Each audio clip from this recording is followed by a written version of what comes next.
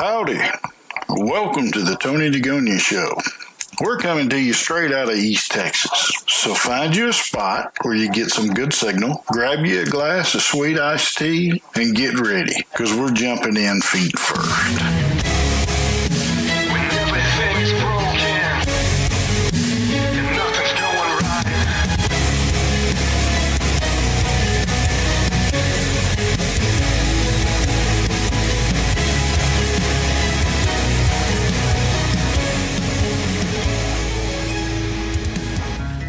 Welcome to the Tony DeGonia Show. This is your host, Tony DeGonia. It is Tuesday, May the 8th. This is episode 11. This is not a Cyber Simplified series show podcast. This is just me and you, and hopefully more than two of us, listening and talking about life a little bit. And you know how technology surrounds life. I mean, technology's became just such an ingrained part of everyone's life. And, you know, our kids, they call them digital natives now. And that I don't know if I like that. So I was sitting here thinking about this, and I wrote down a couple of questions. And if you guys have any questions that you'd like to ponder on the Tony DeGonia Show, then by all means shoot me a message on my face or on my website, TonyDeGonia.com. Click on the Contact Us page and shoot me an email from there. And shoot, I'd love to have ideas. So one of the questions I came up with is how much technology is too much technology for our kids?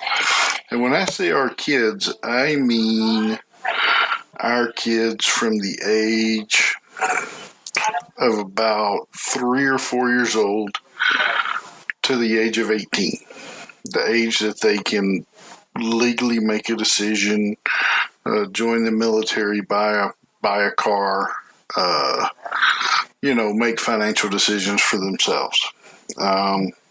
Obviously, the amount of technology that you would allow them to be exposed to is going to be relative to their age, at least I would think. At least with my kids, that's how it works.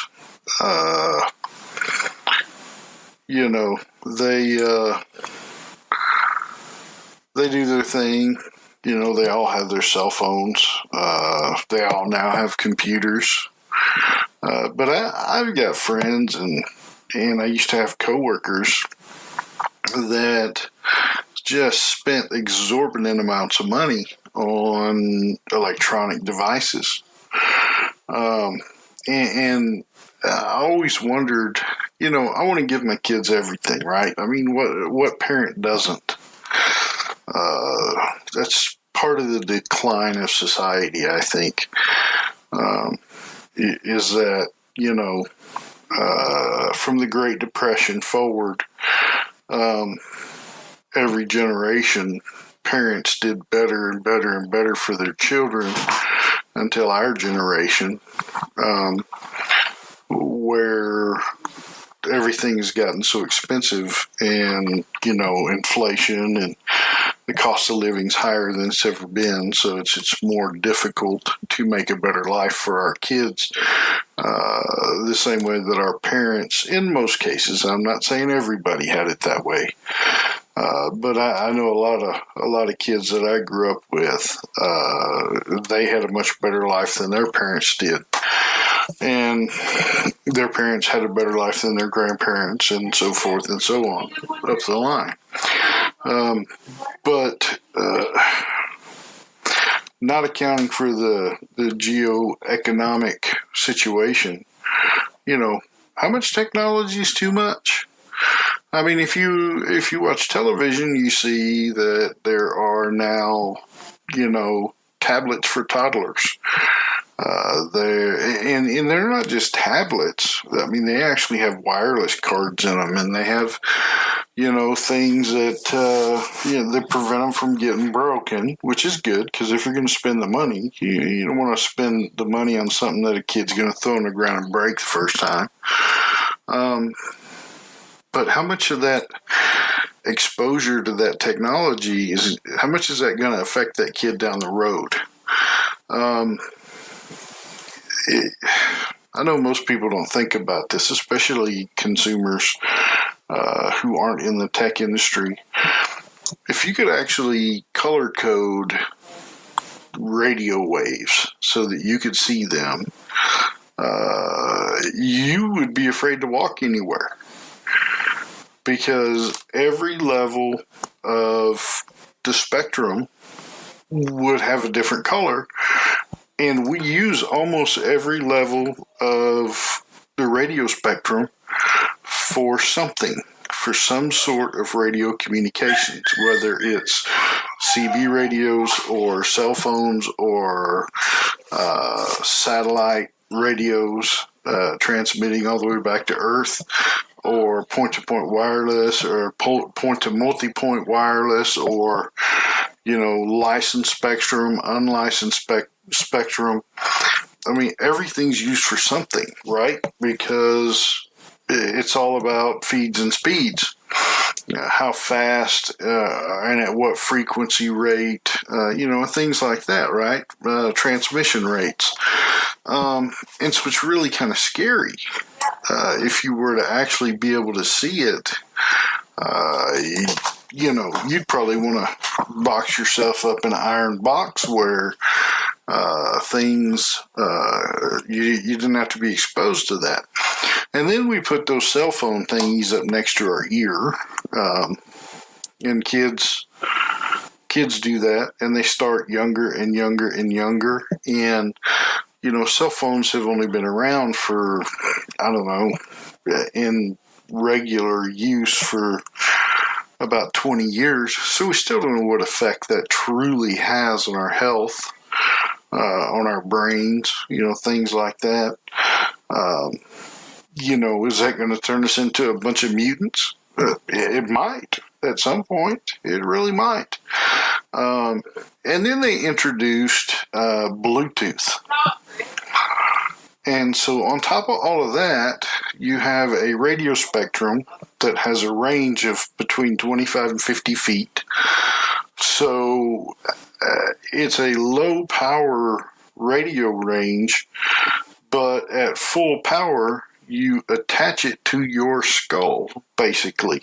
You hang it off your ear, you stick it in your ear, whatever you do with it, right?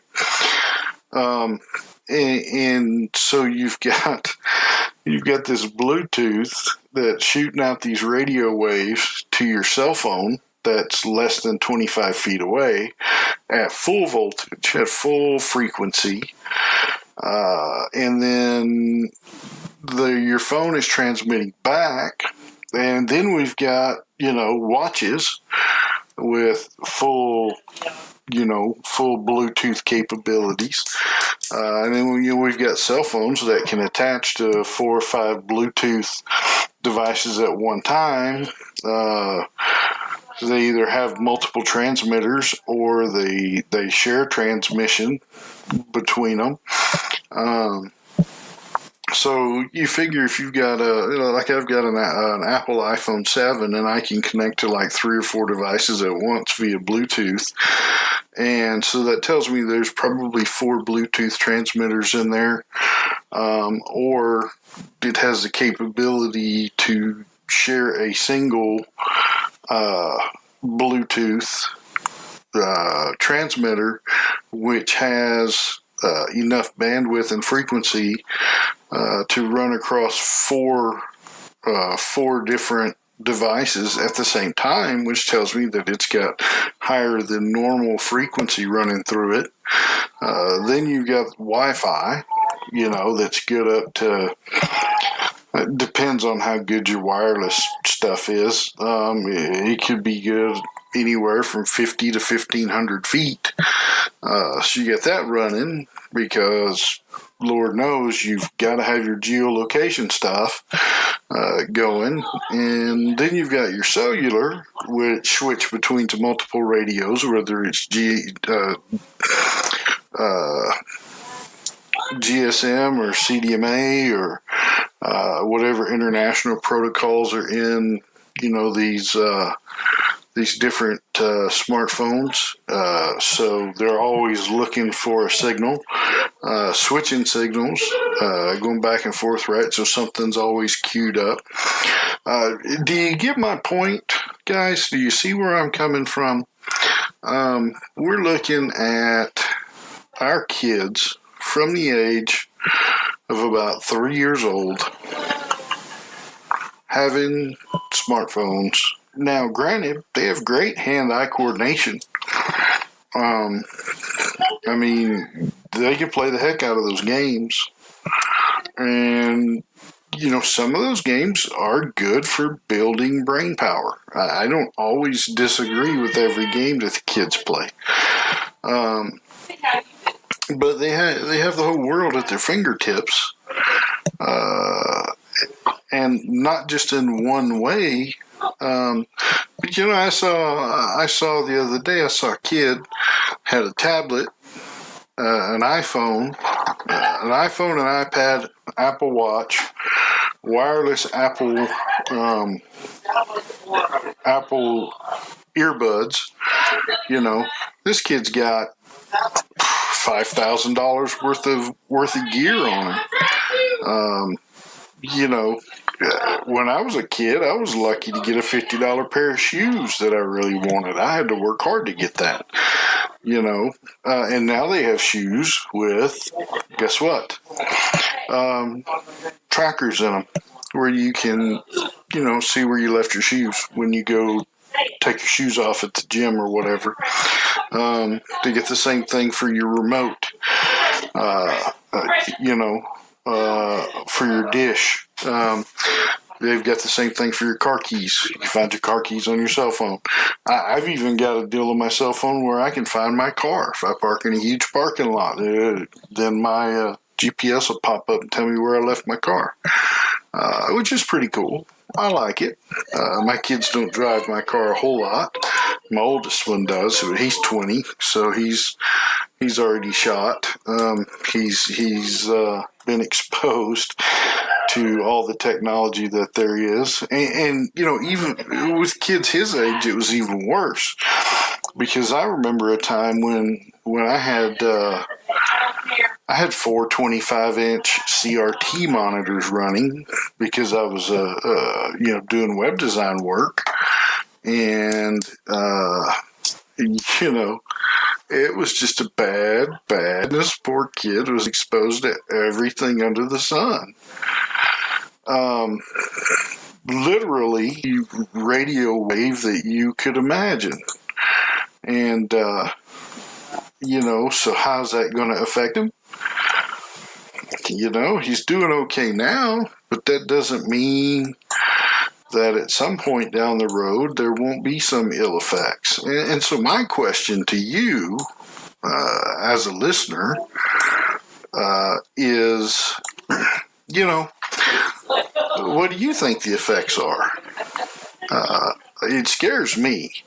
And that's just from the hardware aspect, not to mention the software aspect. I mean, these kids have access to Google. They have access to Bing. They have access to Yahoo. They have access to twodogturds.com. Just about everything that you could ever want. I mean, if you want to find it, it's on the web. And so there's one of two things that happens. And this leads into my next question. Do you ever have your kid, usually it's the younger kids, who have a cell phone or a computer or both? Like I have a 14-year-old, a 16-year-old, 15-year-old. He's not 16 yet. Pretty close, though. Got a 14-year-old and a 15-year-old. And they'll come and ask me questions like, Dad, where's Brazil? I look at them, and I'm like, I know where Brazil is. Do you know where Brazil is? And they're like, well, no, that's why I asked you where Brazil was. I said, well, what do you have in your hand? Well, I have my phone. Well, don't you think you could find Brazil on your phone? Oh, I didn't think about that. No, you thought about it. You're being lazy. Come on. And then when they turn into teenagers, it gets really bad because that's where the real network security comes in. If we put this to a network security standpoint, what I have to block for my younger kids when they were younger, when they were, 5, 6, 7, 8, 9, 10 years old, I didn't have to block my network for porn and illicit sites because I thought they were going to go out there and search for them. I had to block them because the internet was going to expose them to that. If they, couldn't spell something correctly, then, the internet, they were going to get exposed to it. Something was going to pop up.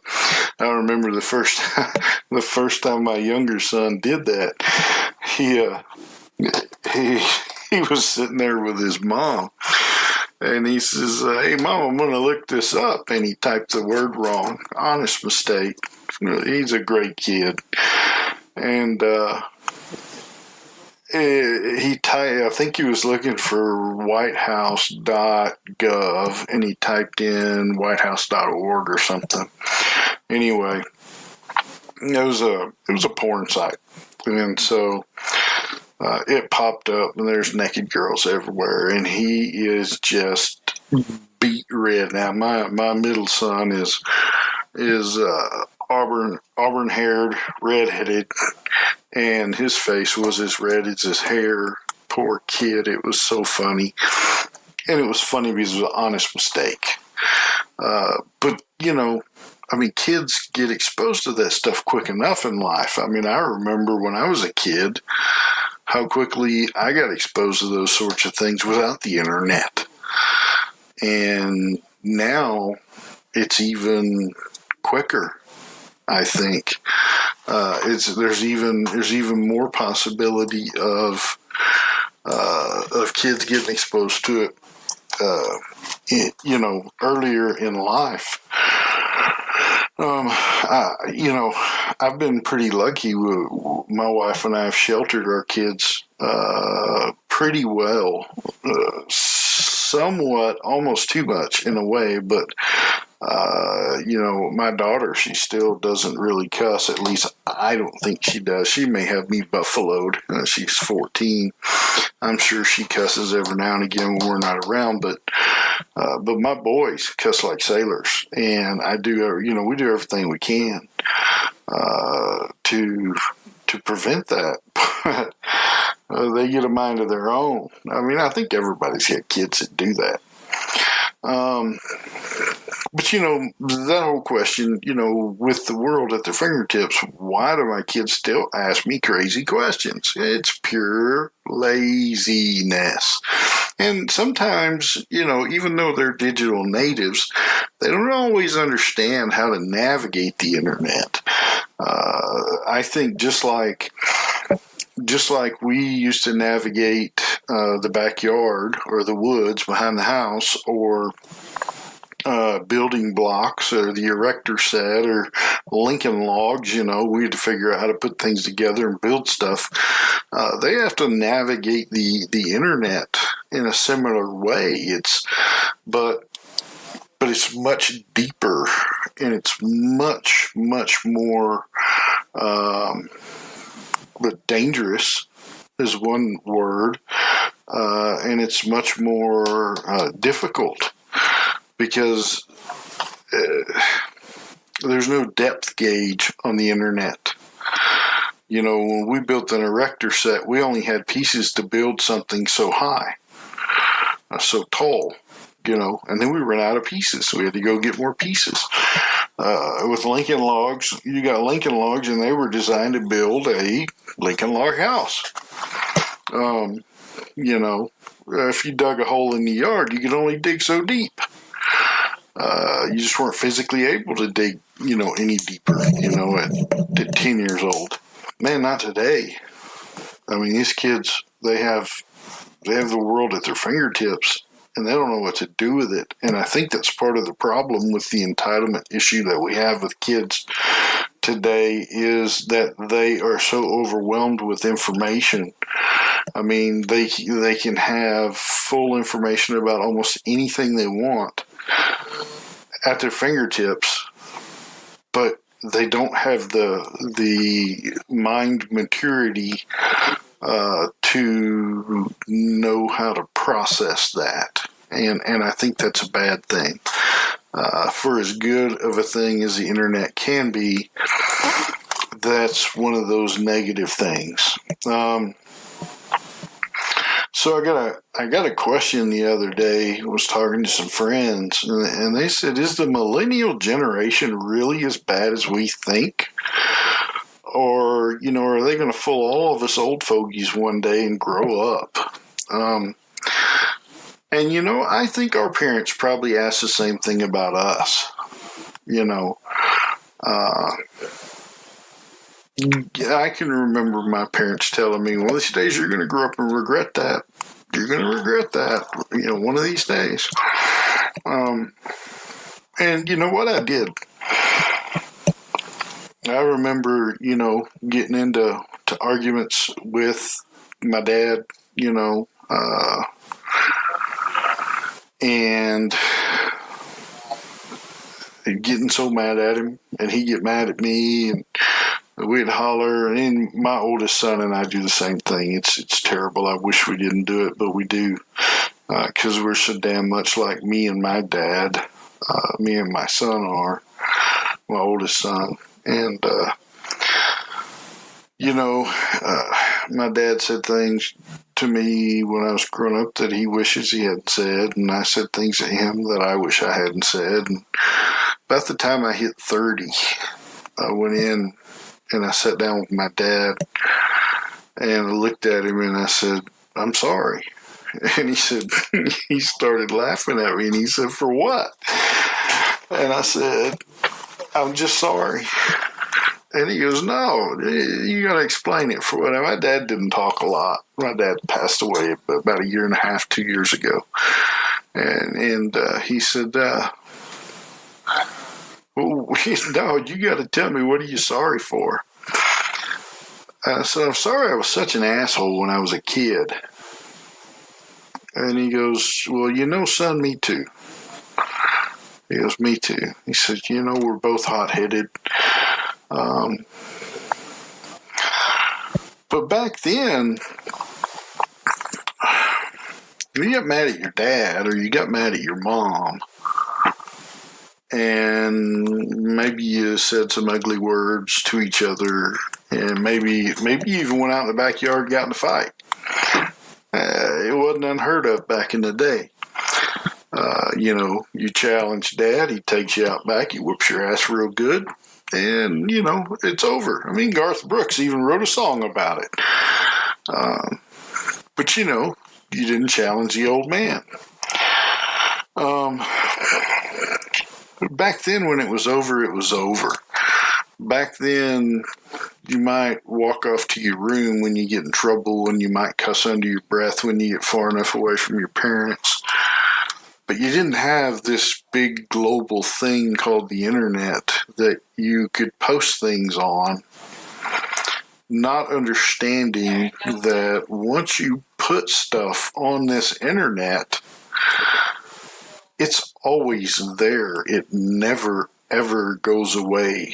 Someone will always be able to find it. It's archived somewhere on some server, and maybe sitting somewhere in the Middle East. You don't know. There's a server where some millennial kid got pissed off at their mom and called her a bitch, and it's logged somewhere. Facebook logs everything. They do. LinkedIn, Twitter, it's all saved. And there are ways to go and get your complete archive, right? They don't delete that stuff. SMS, texting. You know what? You can get it all from the phone company. The police do it all the time. And that's not just on cop shows. That's for real. What gets me is when I was a kid growing up, I could do stupid shit. And I mean stupid stuff. And unless somebody was there with a camera, once it was done, it was done. And the only thing we had to look back on it was our memories. And every time we retold the story, it got a little bit cooler, a little bit better. But now, young people ruin their lives, thoroughly ruin their lives, at least in their opinion, before they're even out of high school, because these kids have some incessant need to record everything, to document everything, except for their homework. I have a 15-year-old. Man, he will take pictures, he will text, he will video, he will chat, he will do everything. He will not do his dadgum homework. I love him, though. He's a great kid. He's just hard-headed, like his mama. Anyway,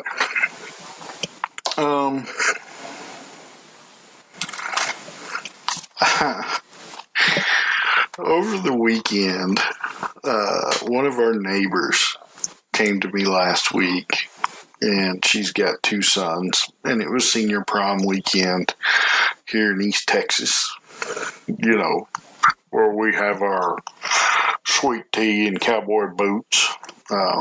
Anyway, it was prom weekend. And she came to me and she said she's divorced, her husband's not in the picture.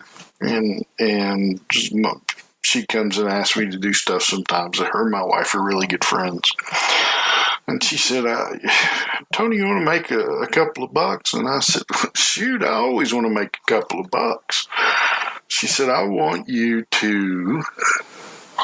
I wouldn't agree to nothing until she told me what it was, because ain't no telling with her. She said, I want you to drive a bunch of kids to the prom, hang out at the prom, be their chauffeur, and drive them home. And I'll rent the van. And I said, sure. Sounds like fun. I'll even wear a suit. So here I am on a Saturday afternoon at about 5 o'clock, showing up at our friend's house in a great big huge Econoline Chevy 2500 van that's extra long that seats like 14 people. And there's all these kids showing up at her house all dressed to the nines. I will say they did look sharp. And there was like three guys and like 5 or 6 girls. I didn't understand why the girls didn't have dates. But hey, they were going to the prom. That's cool. And their technology does play into this. So we all load up. I tell everybody, sit down, buckle up. I know it might wrinkle your corsage a little bit. That's okay. It's better than if I have a wreck and you fly through the windshield and your corsage is ruined. That would suck. So they all supposedly buckled up. And the first thing they said was music. So I hooked up my phone to the the USB port in this van and turned on Spotify, where you can find the Tony DeGonia show. And I pulled up my GPS so I could listen to it through that USB drive, and passed it back and said, just don't turn off the GPS and I'll listen so we can get there, because I had no idea where we were going. you wouldn't think that a little town way out in, Podunk, East Texas is going to have the prom in Podunk, Northeast Texas, right? I mean, you'd think they'd go to someplace nicer, a bigger, maybe someplace in Dallas or something, but no, they didn't do that. They took us way out in the woods to a little place called Poetry, Texas. It's between Terrell, Texas, and Rockwall, Texas. And if you're not from Texas, you probably have no earthly clue where I'm talking about. And if I gave you an address, you would never, ever find it. Because when you go to this place, you go all the way to BFE. And when you get there, you make a left and go a little further.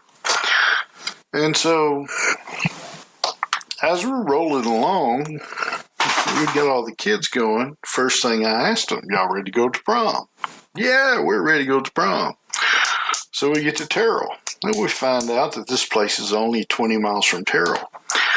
And it's 45 minutes till the prom starts, and they don't want to be there on time because it's cool to be casually late. Unless you have a job, of course. And so it's okay, where do you guys want to go? Well, let's see, I want to go to Mexican food place. You want to go to Mesquite, which is close to Dallas, maybe have a nice dinner. Well, what do you want to do? No, let's go to Whataburger.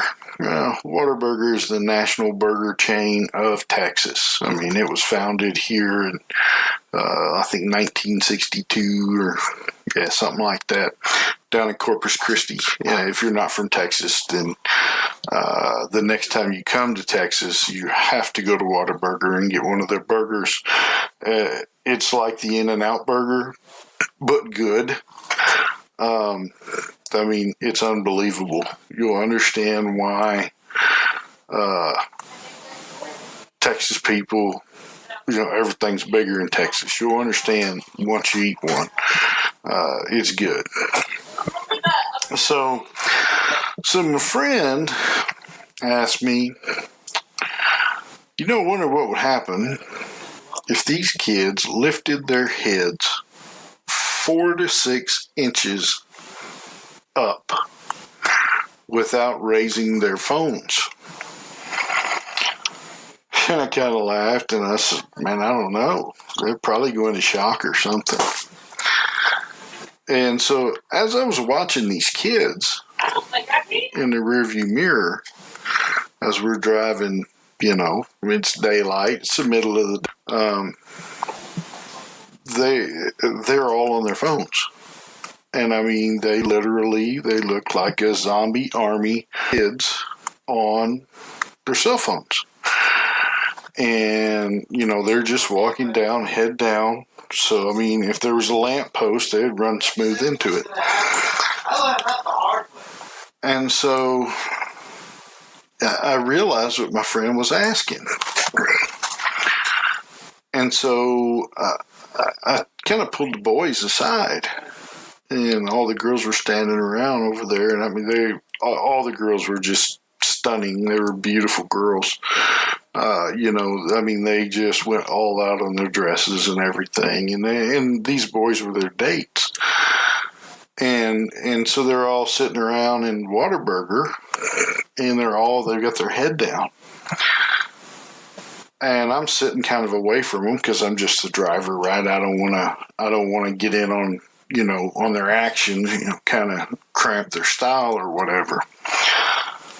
But at one point I got up and walked over to the boys because all the boys were sitting in one booth and all the girls were sitting in another booth, which made no sense to me whatsoever because they were all dates of each other, except for, I think, 2 girls.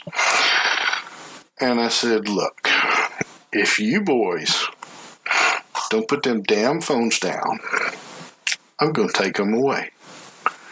And they're like, Mr. Tony, why would you do that? I said, look behind you. Put the phones down. Put the phones on the table and look behind you. And so they had to put their phones down and they had to raise their heads and look.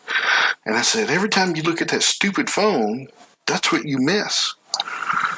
It's those beautiful dates you have with you guys. And this is something you don't want to miss, guys. These girls put a lot of work into looking beautiful for you guys.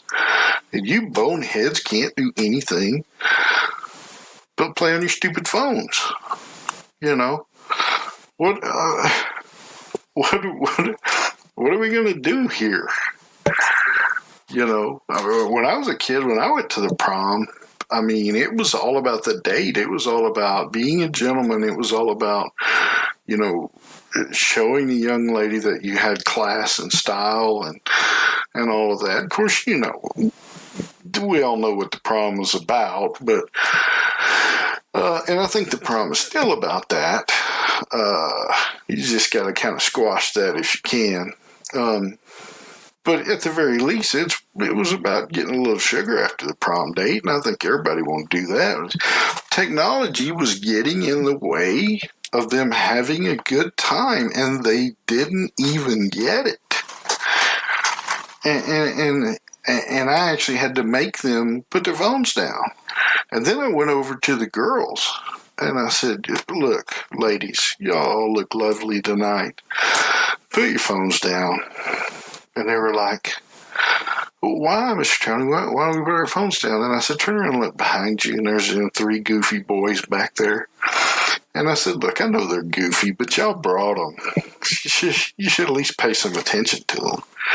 And they were like, oh, yeah, they're so sweet. And the boys did look very handsome.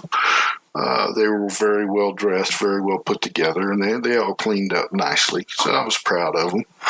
I knew all these kids. They're from my town, so, you know, half of them were kind of like my own kids, but none of them were actually my kids. So, you know, after that, we didn't have too much problem with, you know, with the phones and stuff. And then when we got in the van and finished our journey to the prom, they pretty well left the phones alone and put them away, which I was happy about because, you know, this is the time of their life. This is the time that they're going to remember for the rest of their life. And if they don't enjoy it, you know, they'll regret it someday because they couldn't lift their head 6 inches and see what the world held for them because they had too darn much technology.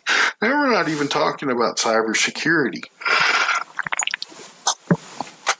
That's a nightmare in and of itself because I see what my kids do on the computers, and I completely segment my computer on the network where they can't even get to it because everything else on my network is a freaking war zone disaster, except for where my wife and I reside on the network because I know what my kids are doing. I can only imagine. I'm surprised that these kids have working phones with all the crap that they do. So I had another question as I was talking to another friend of mine. After we were dropping the kids off, we were standing around, and we got talking about the kids, and the lady that hired me, her boyfriend was there.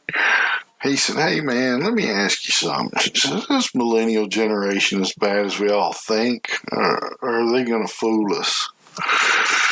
And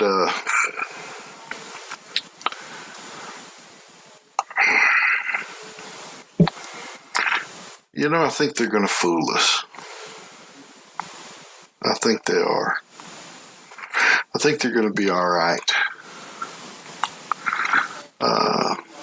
Because I think they're pretty smart kids. They're a little too entitled. But that's our fault, guys. We gave them too much crap. We gave them what they wanted way too often. You know, when I was a kid, if I wanted something, the first thing my parents said was, do you have a job? If you don't have a job, how you going to get it? You know, I don't know. So, the last question I was asked that I'm going to throw out there And this was by an older friend of mine from around the corner. Said, this is the era of entitlements. How do we get these kids, these millennial kids, to realize their place in society? He deals with a lot of kids in the neighborhood, and he's in his 70s, and, they don't always show him respect. He said, are they going to figure it out? Or are we just doomed? He said, I'm old enough that before these kids take over and run our country, I'm going to be dead. And I was like, yeah, you're probably lucky there. He said, but you're going to have to deal with it, because these kids are the kids who are going to be the doctors and the lawyers and the lawmakers and the presidents and the people that, run this country for you. I said, man, I'll move. I'll just go somewhere else. He said, no, seriously. And, I can only hearken back, man, to, I tried, my dad and mom, they gave me a decent life. They gave me a good life, but they didn't give me everything I wanted.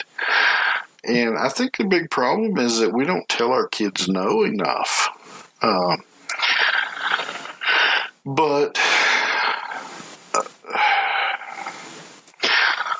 our society has built a society not only for our children, but for our adults and our grown folks, that's built on entitlements too.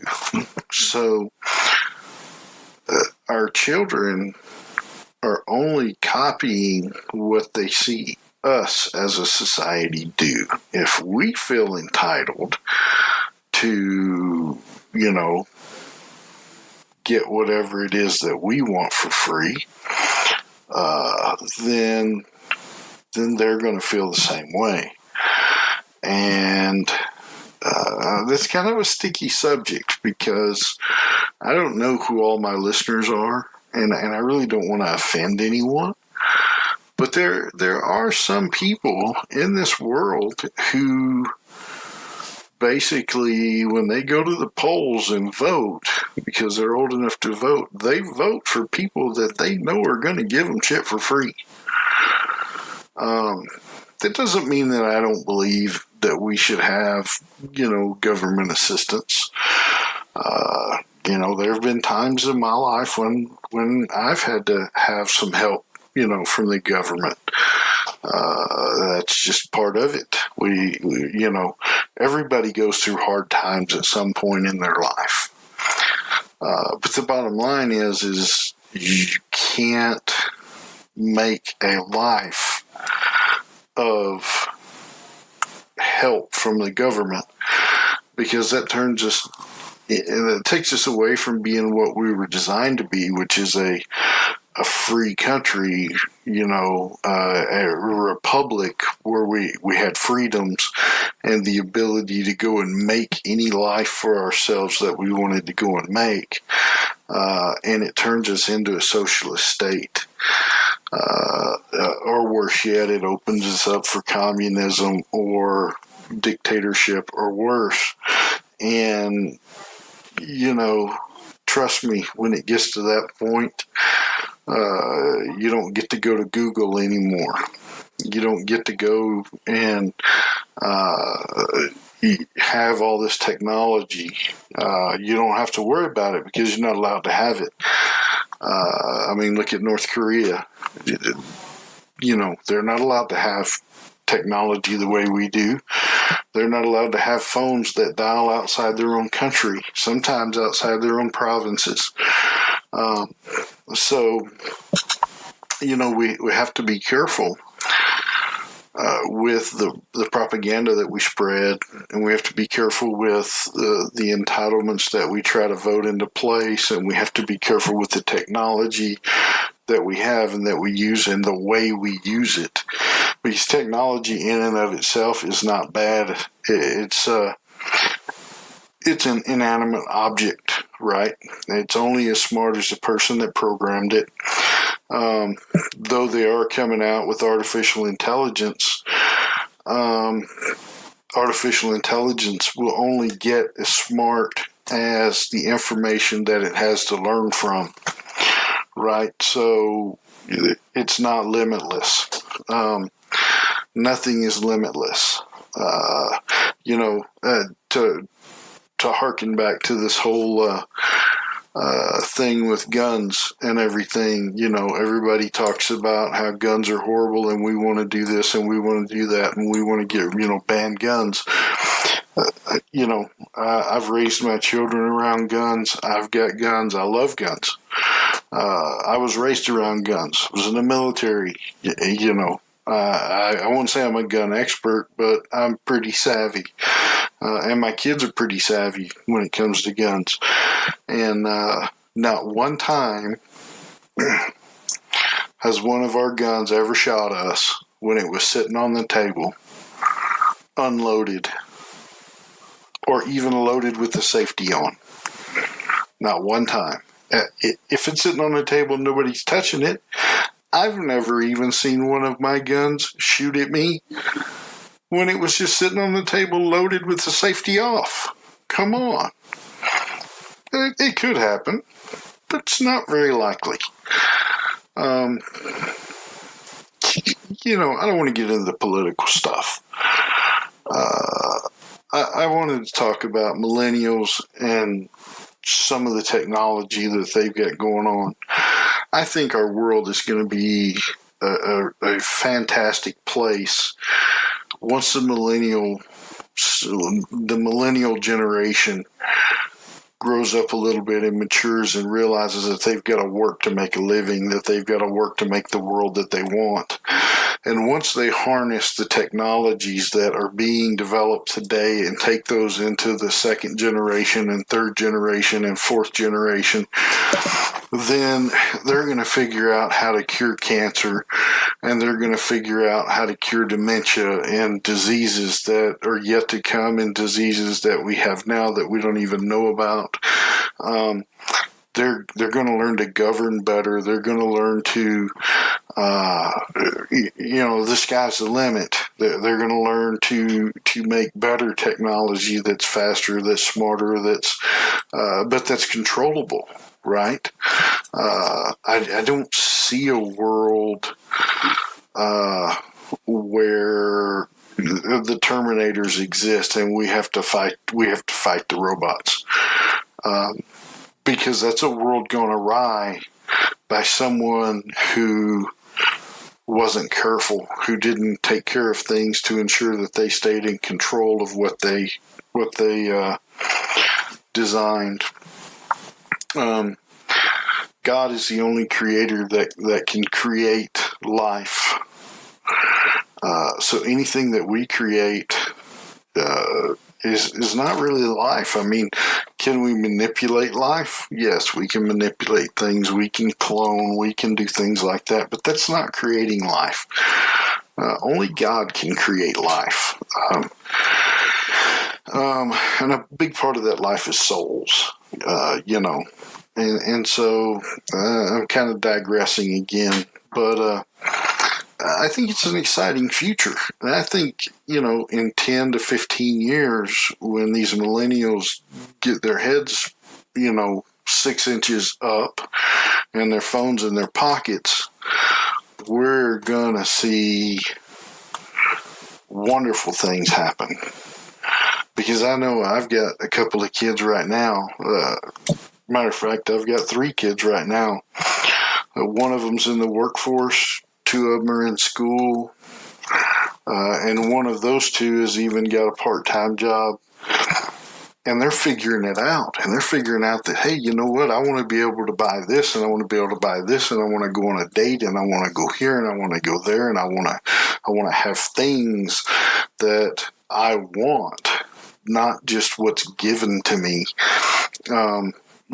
If I feel like I want something, it doesn't have to be an entitlement. I can go out and I can make a few bucks and I can purchase it. And that's the world that all of these kids have to come to realize. And once they do, the world's going to be a fantastic place. It's been a bumpy ride. It's our fault, parents. It's our fault. We did it. We can say what we want to about how, these kids came out entitled, but I want to tell you now, they didn't. We're the ones that went to the Best Buy or to this place or that place and bought them this and bought them that. And, we stuck televisions in front of their faces when they were 2 years old so they'd be babysat so they'd shut up. We gave them computers at 5 so that they could figure things out, and now they can type and operate a computer better than we can. We're the ones that stuck headphones on their head so that they would listen to Barney. God, I hate Barney. We did it. We had to do it because there were times when we had to work to support the kid and the household and everything, and it took 2 incomes, and it still takes 2 incomes in most cases to have a decent household. So you can't beat yourself up about that, but at the same time, we could have made better choices all along. We didn't all have to have the latest, greatest Apple iPods and stuff like that, right? These entitlements, I think they'll get better someday. I think these kids, they may still be as entitled as they were, but I think they'll figure out how to go out and make a world where they can have those things without expecting the government to lay it out for them. And there's always going to be some people that are like that, and there's nothing you can do about it. They're just going to be that way. I mean, there's just a certain segment of society that's going to be that way, and you're just going to have to deal with it. They're going to figure out a way to get some sort of entitlement, and you can't just take it away. I mean, you can't take away certain entitlements, or not entitlements, but assistances for people who go through a hard time. I mean, not in a country like ours, because we're such a wealthy country and we have so much going on that we just can't do that, in my opinion. I could be wrong, but that's my opinion. What I would say is hug your kids, love them, tell them you love them every day. Ground them from them damn iPods and iPhones and iPads and stuff like that sometimes. Take them camping, take them fishing, make them leave that crap in the car so they've got to lift their head 6 inches and see what's out there in the world. Because 6 inches is a difference in virtual and reality. And reality's a hell of a lot cooler sometimes than virtual. Thanks for listening to my show. I hope it wasn't too boring. And we'll see you down the road. Well, y'all, looks like the show's over. So check us out on our website, www.TonyDeGonia.com. Then click on the Tony DeGonia Show button at the top of the page. You can also check us out on YouTube, iTunes, Google Play, Podbean, or Spotify, or any of our social media outlets, which you can find on our website at www.TonyDeGonia.com. Hey, thanks for listening in, and we'll see you down the road.